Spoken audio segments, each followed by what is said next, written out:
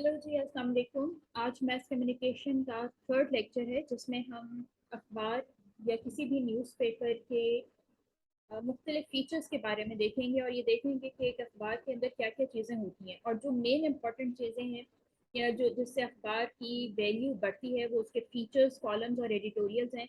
हम ये देखेंगे कि इनका ऑब्जेक्टिव क्या होता है, इनको किस तरह से लिखा जाता है, इनमें क्या डिफरेंस है और इनका कंटेंट क्या होता है।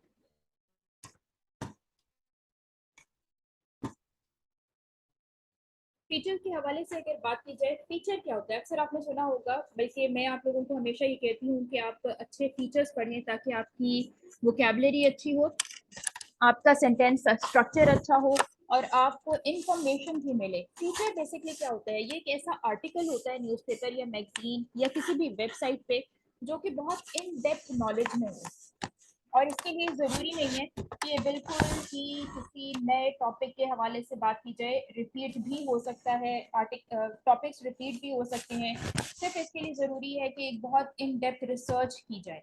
इसका काम, फीचर का काम कभी भी न्यूज़ ब्रेक करना नहीं होता। इसका मतलब ये हुआ कि फीचर ज़रूरी नहीं कि करंट इवेंट के ऊपर हो, फीचर किसी भी टॉपिक के ऊपर हो सकता है। तो इसका बेसिक ऑब्जेक्टिव ये किसी सूरत में नहीं है कि न्यूज़ को ब्रेक किया जाए, न्यूज़ बताई जाए। In depth look of the subject, किसी भी सब्जेक्ट के हवाले से आपको बहुत डिटेल चीज़ बताई जाएगी। एक वो बहुत छोटी सी भी चीज़ हो सकती है, जैसे वो कोहे नूर हीरे के बारे में भी एक डिटेल आर्टिकल, एक डिटेल मजमून हो सकता है, उसे हम फीचर का नाम देते हैं। क्रिएटिव पीस ऑफ राइटिंग होता है ये। इसमें जब राइटर जो होता है, जो रिसर्च करता है अच्छी तरीके से और रिसर्च करने के बाद फिर वो उस आर्टिकल को लिखता है, तो यकीनी तौर पर इसकी लेंथ जो है वो ज़्यादा होती है अमूमी तौर पर। लेकिन ये कोई हार्ड एंड फास्ट रूल नहीं है कि इसकी लेंथ जो है वो बहुत ज़्यादा होगी। इसका अहम मकसद वही होता है कि एंटरटेन किया जाए, इन्फॉर्म किया जाए लोगों को। हर पीस ऑफ राइटिंग का एक ही मकसद होता है कि एंटरटेन भी किया जाए और साथ ही साथ लोगों को इन्फॉर्म भी किया जाए। इसके कैरेक्टरिस्टिक कुछ इस किस्म के होते हैं कि एक तो ये क्रिएटिव होता है, दूसरा इसमें सब्जेक्टिविटी होती है। यानी लिखने वाले की अपनी मर्जी होती है, वो अपनी ओपिनियंस, अपने ख्यालात, अपने एक्सपीरियंसेस कुछ भी लिख सकता है और पढ़ने वाला इस बात पे एतराज़ नहीं करता कि इसने एक बैलेंस्ड व्यू नहीं दिया। हो सकता है कि वो बैलेंस्ड व्यू ना हो, सिर्फ और सिर्फ राइटर की अपनी राय हो।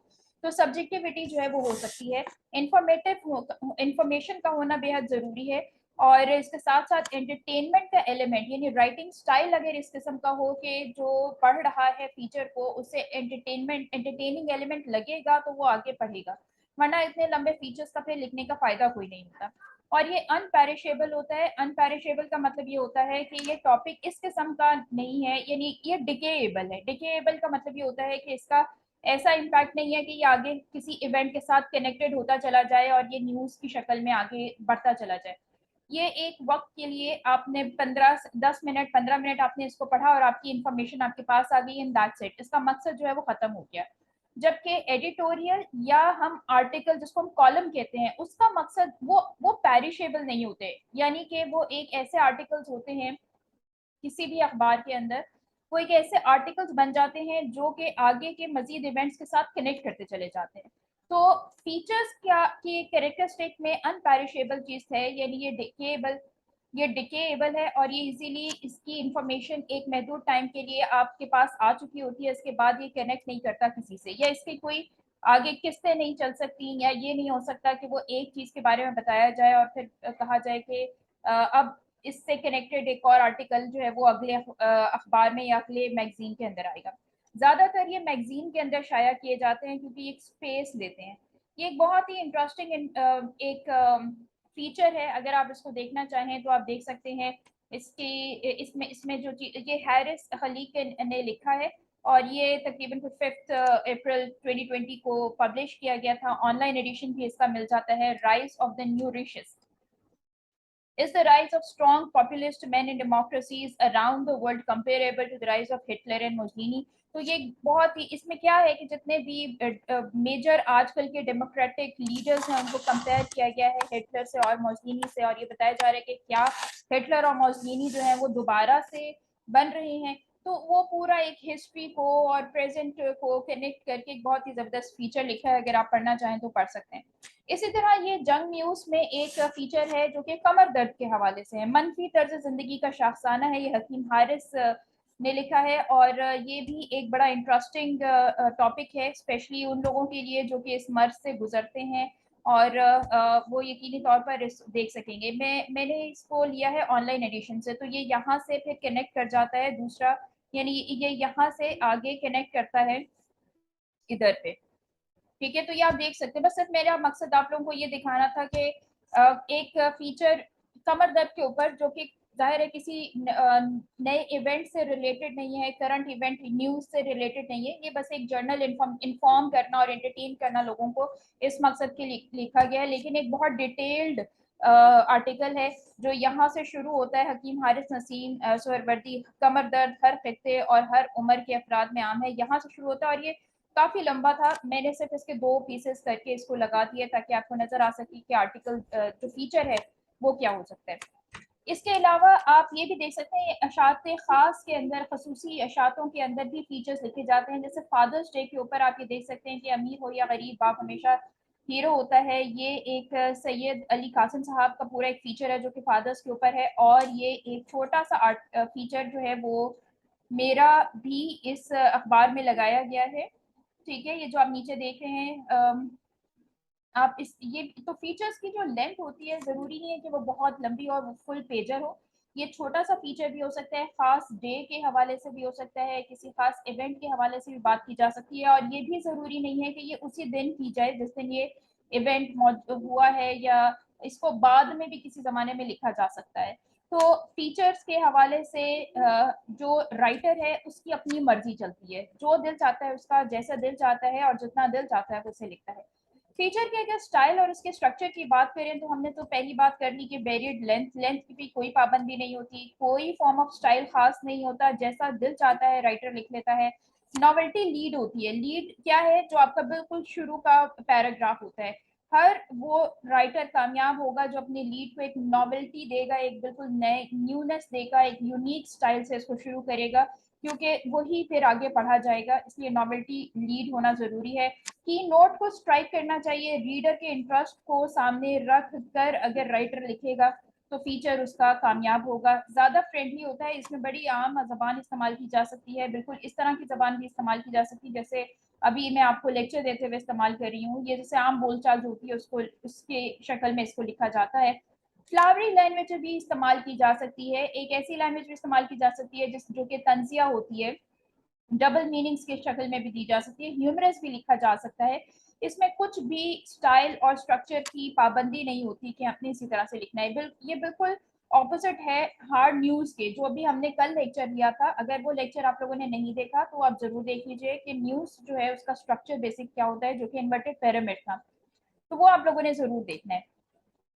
अच्छा, फीचर के कंटेंट की अगर हम बात करें तो राइटर कोई भी कंटेंट उठा सकता है। ये मैंने चंद मिसालें इसमें दे दी हैं, बाकी आप अपनी मर्जी से लिख सकते हैं। आप पर्सनालिटीज के ऊपर लिख सकते हैं। मैंने अभी पिछले दिनों सलाउद्दीन अयूबी के ऊपर एक बहुत अच्छा फीचर पढ़ा।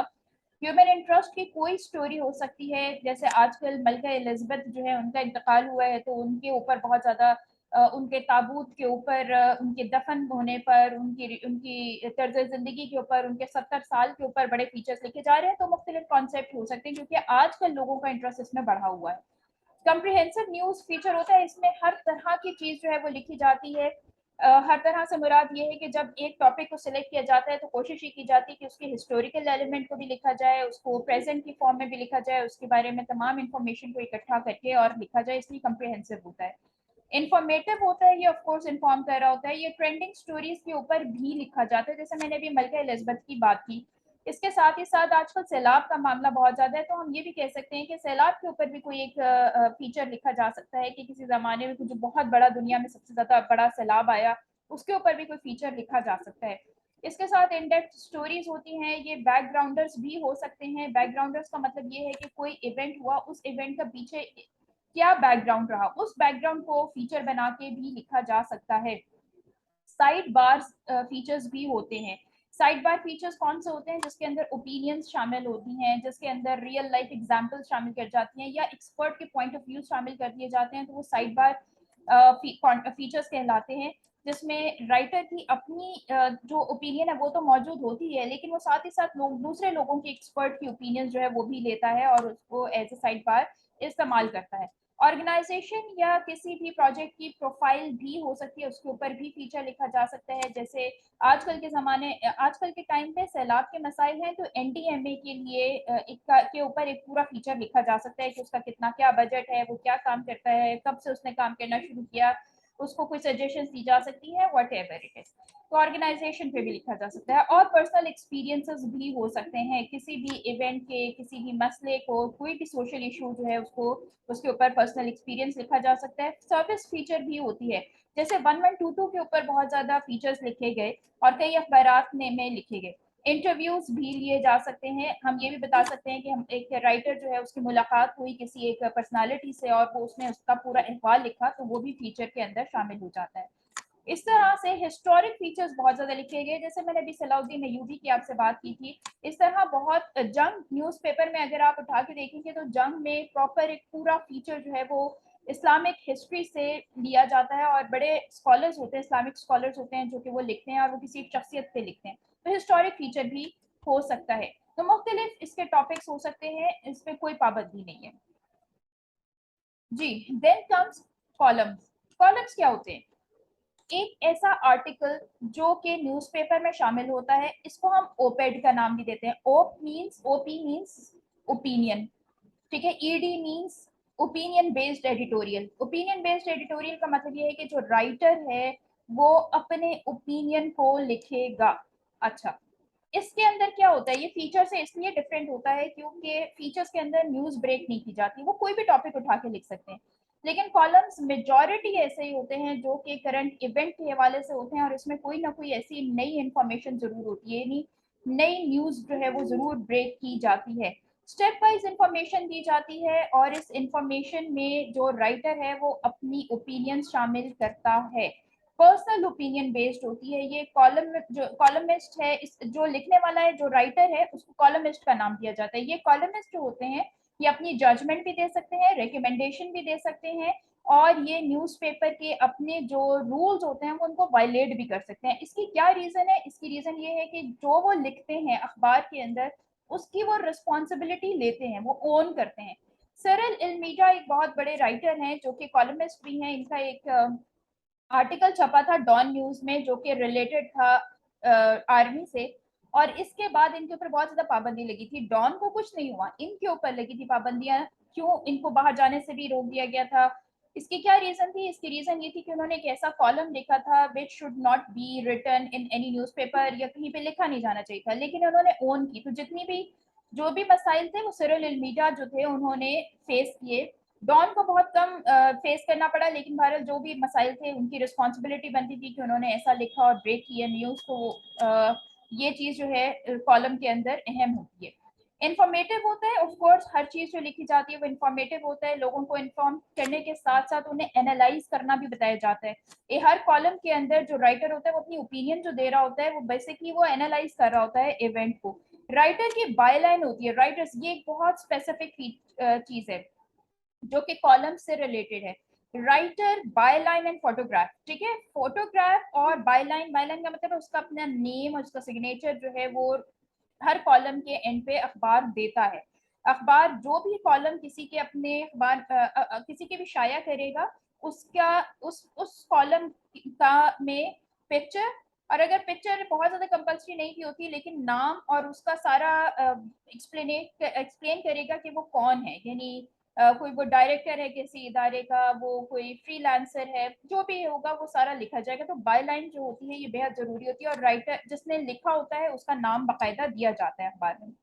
ये प्रॉपर एक हर न्यूज़पेपर पे रेगुलर इंटरवल पे लिखे जाते हैं। और कुछ लोग कहते हैं कि इसमें चूंकि ये ओपिनियन बेस्ड होते हैं तो ओपिनियन तो आप कुछ भी बना सकते हैं ना, तो इसलिए जरूरत नहीं होती है कि इसमें बहुत ज्यादा नॉलेज हो।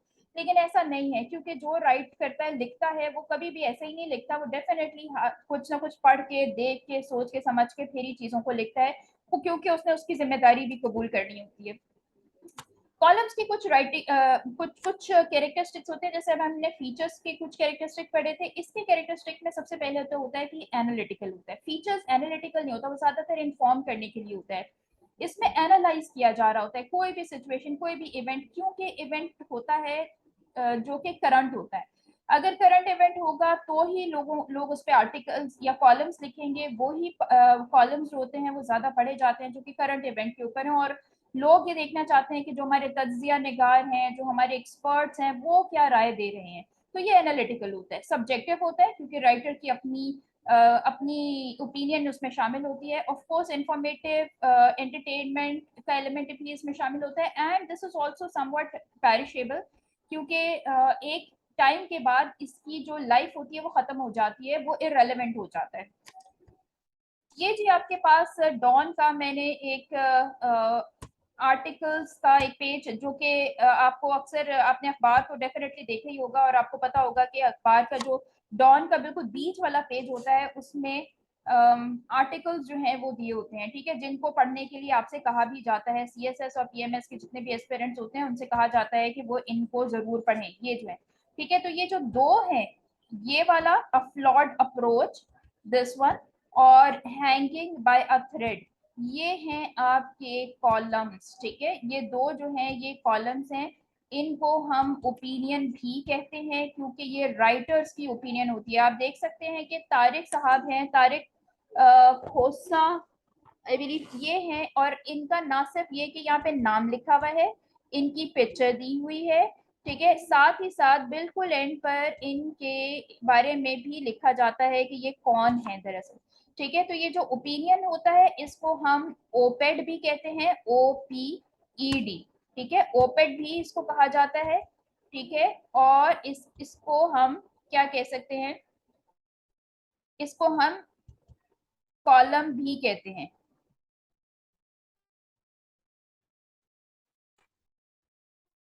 कॉलम भी कहा जाता है, ठीक है। तो ये होते हैं कॉलम्स, इन दोनों को हम कॉलम कहेंगे, ये वाला और ये वाला, ये दो कॉलम्स हैं।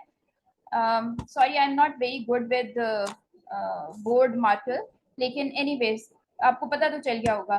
तो ये दो जो हैं ये आपके पास क्या चीजें हैं, ये हैं आपके ओपिनियन आर्टिकल्स, ओपेड जिसको कहते हैं, ठीक है, ओपिनियन आर्टिकल्स, ओपिनियन एडिटोरियल्स, या इनको कॉलम कहा जाता है। आपने ये नहीं समझ लेना, ये बिल्कुल भी नहीं है। अगर आप ये समझते हैं ना कि ये जो है ये आर्टिकल्स हैं, या आर्टिकल्स तो हैं ऑफ कोर्स, लेकिन ये ओपिनियन बेस्ड ओपिनियंस हैं, ओपेड है, या आप इसको कॉलम कहें, तो ये गलत है, ठीक है, क्योंकि अभी हम आगे पढ़ेंगे कि ये क्या है।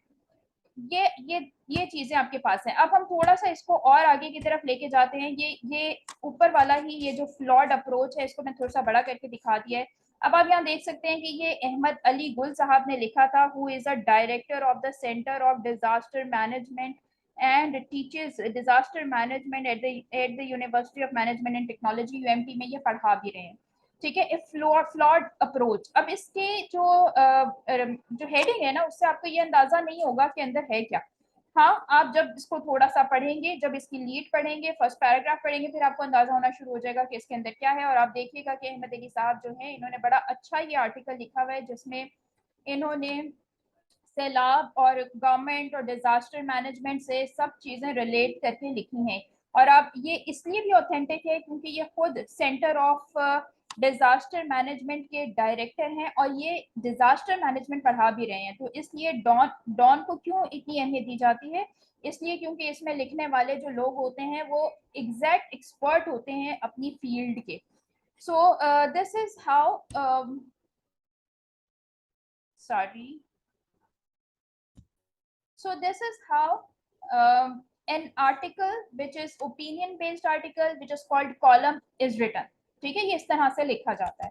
अब मैं आगे आगे थोड़ा सा लेके चलूँ आपको, तो आपके पास कॉलम का स्ट्रक्चर और उसका स्टाइल आएगा। तो जो इसका स्ट्रक्चर और स्टाइल है, वैसे अब तो बहुत ज्यादा हार्ड एंड फास्ट रूल्स नहीं है, लेकिन फिर भी कुछ स्ट्रक्चर और स्टाइल के बारे में आपको जरूर पता होना चाहिए। इसमें अक्सर अक्सर लोग जो हैं वो आप देखें, अगर आप पढ़ेंगे तो ये क्वेश्चन डालते हैं और फिर उसका खुद आंसर करते हैं। ये क्वेश्चन रेज करते हैं और फिर उसका आंसर करते हैं, तो क्वेश्चन आंसर बेस्ड भी चीज होती है। ग्रैब बैग, इनका सबसे अहम काम होता है कि ग्रैब करे, एक टॉपिक को ग्रैब किया जाए और उसके अंदर जितनी भी इंफॉर्मेशन उसको ग्रैब किया जाए और उसको रीडर तक पहुंचाया जाए। एनेक्डोट, पिछली जो मिसालें हैं, पिछली हुकूमत की मिसालों के साथ कंपेयर करके ये जरूर आपको दिखाएंगे। फिर ये इंस्ट्रक्टिव होता है, ये एक रीडर को ये बता रहा होता है कि आप यही फर्ज करें जो हम बता रहे हैं आपको। यानी ये इस तरह से आप एग्जामिनर जो पढ़ने वाला रीडर होता है उसकी ओपिनियन को बिल्ड कर रहा होता है। जैसे आप ये समझें कि जो रीडर है वो इनसे इंस्ट्रक्शन ले रहा है। फिर इसके बाद अगर हम इसके स्टाइल की बात करें तो ह्यूमरस भी लिख सकते हैं, जिसमें थोड़ी सी तंजिया किस्म के एलिमेंट भी शामिल हो जाते हैं। प्राइवेट थॉट होती है राइटर की, पर्सनलाइज करता है कॉलम को। क्रिएटिव होता है, ड्रामेटिक एलिमेंट्स कई मरतबा शामिल कर दिए जाते हैं। फिक्शन की टेक्निक का भी इस्तेमाल किया जाता है इसके अंदर, ठीक है। बाज मरतबा फिक्शन की जो टेक्निक्स होती हैं उनको भी इस्तेमाल करके और लिखा जा सकता है। इतना ज़्यादा सीरियस कभी नहीं भी होता, जिसको हम कहते हैं कि ये ह्यूमरस है। डिडक्टिव नहीं होता, इसमें से आप डिड्यूस नहीं कर सकते, आप ये नहीं बता सकते कि आगे फ्यूचर में जो चीज़ है वो ये ऐसी हो रही है। ये सिर्फ एनालाइज कर रहा होता है। ये फॉर्मल और इनफॉर्मल दोनों बेस में लिखा जा सकता है। और अगर हम इसके कंटेंट की बात करें तो जी ये स्पोर्ट्स जो करंट करंट इश्यूज, बस एक चीज आपने जहन में रखनी है कि फीचर्स में और कॉलम में डिफरेंस क्या है। फीचर के अंदर जो राइटर है उसका भी नाम दिया जाता है, उसकी भी पिक्चर दी जाती है, लेकिन सिर्फ ये होता है कि वो जरूरी नहीं कि करंट इश्यूज पर हो। लेकिन जो कॉलम होता है ये हमेशा करंट इश्यूज पर होता है। तो स्पोर्ट्स में भी अभी जैसे क्रिकेट की बात हुई थी, तो क्रिकेट पाकिस्तान एशिया कप जो पाकिस्तान की परफॉर्मेंस थी उसके ऊपर कई कॉलम्स जो हैं वो लिखे गए। तो स्पोर्ट्स ले लें, सोशल इश्यूज ले लें, daily life events, religion, government, politics, international affairs, domestic affairs, ये सब इसके कंटेंट होते हैं। ज्यादातर जिस पे लिखा जाता है वो पॉलिटिक होती है और गवर्नमेंट होती है। इंटरनेशनल अफेयर्स पे भी लिखे जाते हैं लेकिन कम है, हमारे यहाँ बहुत कम है। तो इसका कंटेंट जो है वो सिर्फ और सिर्फ हर फील्ड से इसका कंटेंट निकलता है। लेकिन करंट इश्यूज अगर स्पोर्ट्स हमारे मुल्क में भी कुछ नहीं हो रही है तो स्पोर्ट्स के ऊपर आपको कोई कॉलम किसी अखबार में नजर नहीं आएगा, ठीक है। यहाँ तक हो जाती है बात कॉलम्स की। नेक्स्ट जो हमारा टॉपिक आता है वो एडिटोरियल्स का है। और इस एडिटोरियल के अंदर हम देखते हैं कि ये क्या चीज होती है। It's a piece of writing जो कि न्यूज़पेपर के आइडियाज को रिप्रेजेंट करता है। एक अखबार के अंदर हमने ये तो देख लिया कि फीचर भी कोई और लिख के दे रहा है, कॉलम भी कोई और लिख के दे रहा है, तो अखबार खुद क्या लिख रहा है? अखबार खुद जो है वो एडिटोरियल लिखता है। यही वजह है कि जो भी हुकूमत आती है वो ये कहती है और उसका खास ध्यान होता है कि न्यूज़पेपर के का जो एडिटोरियल पेज है वो क्या कहता है, ये एडिटोरियल पॉलिसी उनकी क्या है। तो न्यूज़पेपर्स की अपनी एडिटोरियल पॉलिसी बहुत सख्त होती है और ये एडिटोरियल्स जो होते हैं ये बहुत बैलेंस्ड वे में भी लिखते हैं। इसलिए जो सब्जेक्ट मैटर होता है, जो भी सब्जेक्ट मैटर होता है उसके ऊपर अगर कोई भी आइडिया न्यूज़पेपर लिखेगा तो वो उस न्यूज़पेपर की जिम्मेदारी बनेगी। न्यूज़पेपर का ओपिनियन भी इसको कहा जाता है। ये ज्यादा बैलेंस्ड शक्ल में होता है। अगर एक एडिटोरियल बहुत गवर्नमेंट अगेंस्ट दे दिया जाए तो दूसरा एडिटोरियल जो है वो बहुत अप्रिशिएटिव भी दे दिया जाता है ताकि बैलेंस कर दी जाए चीजों को। मेजॉरिटी और पॉपुलर ओपिनियन को हिस्सा बनाया जाता है एडिटोरियल बोर्ड का। और इस एडिटोरियल को लिखने के लिए सिर्फ एक आदमी जिम्मेदार नहीं होता, पूरा एक एडिटोरियल बोर्ड होता है उनका। एक पूरी एक समझने की कमेटी, 3-4 एडिटर्स होते हैं वो मौजूद होते हैं जो कि ये देखते हैं कि हमें किस टॉपिक के ऊपर किस तरह से लिखना है। और ये टॉपिक्स भी ऐसे होते हैं जो कि करंट इश्यूज को एड्रेस कर रहे हैं।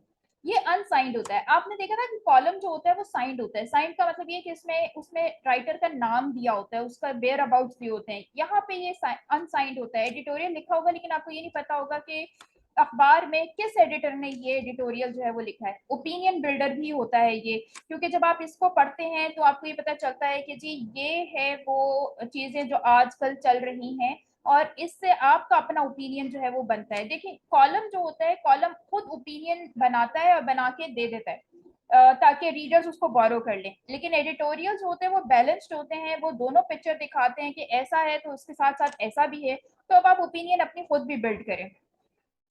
प्रमोट पब्लिक थिंकिंग, इन एडिटोरियल से लोगों के जहन में चीजें उठती हैं। और आप देखिएगा कि अखबारों में एडिटोरियल्स बास मरतबा बहुत डिफरेंट टॉपिक्स के दिए होते हैं। लोग जो है और इसका असल मकसद ये होता है कि लोग जो है वो इसके ऊपर एक्शन लें, सोसाइटी एज अ होल इसके ऊपर कोई ना कोई काम करे और गवर्नमेंट से कुछ डिमांड करे।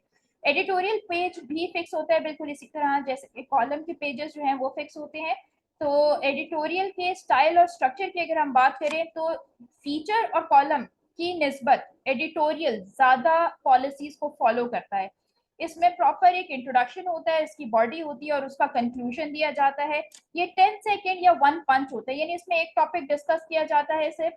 और नॉर्मली ये बहुत छोटा एडिटोरियल फीचर्स की निस्बत और कॉलम्स की निस्बत ये बहुत छोटा होता है, इसको हम इसीलिए 10 सेकंड 1 पंच का नाम देते हैं। रिसर्च बेस्ड होता है ये, ऐसा नहीं होता कि जो भी एडिटर होता है वो अपनी मर्जी से लिखते हैं, तो एडिटर्स के ऊपर बहुत जिम्मेदारी होती है, वो बड़े रिसर्च करके और सही तरीके से एडिटोरियल लिखते हैं, क्योंकि न्यूज़पेपर को इसी के जरिए चलना है। अगर इसमें कोई ऐसी चीज चली जाए जो कि न्यूज, तो वो ये कंसिडर होती है, या हुकूमत या जितने भी ऐसे इदारे हैं, FIA है या कोई भी इस किस्म का इदारा है, तो वो ये कंसिडर करती है कि ये न्यूज़पेपर ऐसा सोचता है, वो फिर न्यूज़पेपर के अगेंस्ट काम करती है। तो कोई न्यूज़पेपर ये नहीं चाहता कि हमें बंद कर दिया जाए, सस्पेंड कर दिया जाए, या कोई ऐसा मसला उसके साथ आए, तो लाजमी तौर पर रिसर्च की जाती है। 4 नेसेसरी एलिमेंट्स हैं इसमें जो कि देखे जाते हैं जब भी एडिटोरियल लिखा जाता है, या कोई भी न्यूज़पेपर जो है वो अपना एडिटोरियल लिखता है। तो ये 4 चीजें हैं जिनको वो कंसिडर करता है। सबसे पहले तो ये कि उसने लाजमी तौर पे अपना बताना होता है कि सब्जेक्ट क्या है। फिर उसके साथ साथ वो दोनों व्यूज देता है, यानी एक व्यू देगा और उसका जो अपोजिंग व्यू होता है वो भी उसके साथ देता है, सपोर्टिंग डिटेल्स देता है और फिर उसको कंक्लूड करता है। तो यहाँ पे ये जो चीज है ये आ जाती है इंट्रोडक्शन के अंदर। ये ओपोजिंग व्यूज और जो सपोर्टिंग डिटेल्स होती है ये आ जाती है बॉडी के अंदर, बॉडी में डिस्क्राइब हो जाती है, और कंक्लूजन तो आपको पता ही है एंड में कंक्लूजन होता है। तो ये 3 पार्ट्स जो हैं वो हर एडिटोरियल में आप देखेंगे, आपको नजर आएंगे। फिर इसके बाद ये नेसेसरी एलिमेंट्स होते हैं, इसको हम एक और तरह से भी डिफाइन करते हैं, हम इसको कहते हैं स्पेक स्ट्रेटेजी। हर एडिटोरियल बोर्ड, न्यूज़पेपर का हर एडिटोरियल बोर्ड स्पेक स्ट्रेटेजी को फॉलो करता है। स्पेक स्ट्रेटेजी का मतलब क्या होता है? स्टेट द सिचुएशन, क्या पहले ये बताएं कि सिचुएशन क्या थी, स्टेट योर पोजीशन, न्यूज़पेपर ये बताए कि वो क्या समझता है इस मामले में क्या है, गिव एविडेंस, और चूंकि वो ये समझता है उसकी उसको दलील भी देनी पड़ती होती है, ठीक है, और फिर बाद में उसको कंक्लूड करते हैं। तो S stand for situation, P stand for position, E stand for evidence and C stand for conclusion. CS conclusion के ऊपर आ जाता है। तो ये स्पेक्स स्ट्रेटेजी कहलाती है एडिटोरियल के लिए, और मेजॉरिटी एडिटोरियल्स इसी से अपना पूरा एडिटोरियल बनाते हैं। अच्छा, इसमें एस जो है ना वो सोल्यूशंस को भी कहा जाता है। सोल्यूशंस यानी टू सॉल्यूशंस, या बहरहाल प्रॉब्लम जो भी एड्रेस की जा रही हो एडिटोरियल के अंदर, उसके अंदर एक सोल्यूशन भी दिया जाता है। तो ये 5 चीजें हैं, SPECS, situation, position, evidence, conclusion and solution.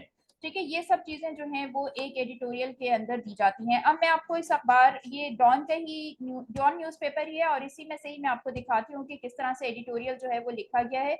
ये है जी आपके editorials, reinstated restrained, needed, Putin's offer और क्रम्बलिंग हेरिटेज। और ये क्रम्बलिंग हेरिटेज जो है वो थोड़ा सा बड़ा करके मैंने आपको यहाँ पे दिखा दिया है। ये आपके तीनों जो हैं ये एडिटोरियल्स हैं, और ये दोनों जो हैं ये आप जानते हैं ये आपके कॉलम्स हैं, ठीक है, या ओपेड जिसको आप कहते हैं, ओपेड जो अभी हमने पीछे पढ़ा, आप वो भी कह सकते हैं इसको, और ये आपके ओपिनियंस बेस्ड कॉलम्स होते हैं। ठीक है, तो ये आपके कॉलम्स हैं दोनों। अच्छा, अब आप जरा इसको इसकी तरफ आ जाएं यहाँ पे, तो आपको ये नजर आएगा कि क्या बताया जा रहा है। यहाँ पे इन्होंने क्रम्बलिंग हेरिटेज की बात की है, शायद अभी इतना ज्यादा पता नहीं चल रहा कि क्या है।